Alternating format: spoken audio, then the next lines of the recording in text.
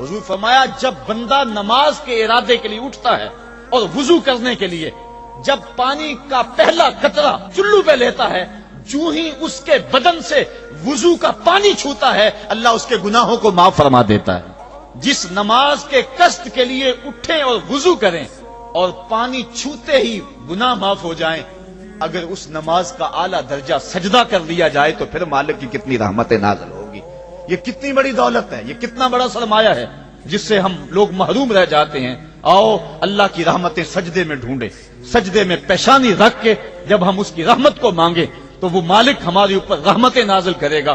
آج پوری دنیا کے اوپر مسلمانوں کے ساتھ جو حالات ہیں وہ کسی سے مخفی نہیں۔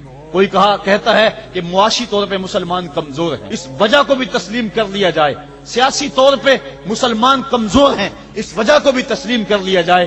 یہ ساری وجہیں اپنی جگہ پہ، لیکن یہ بھی تو سنو مسلمانوں کی تعداد اس وقت 1.40 کروڑ ہے۔ افرادی قوت اتنی کبھی بھی مسلمانوں کی نہیں ہوئی تھی۔ 56 اسلامی ملک ہیں جن میں قیمتی معدنیات سے اور تیل کی دولت سے اور سونے کی قیمتی معدنیات سے یہ مسلمان مالا مال ہیں۔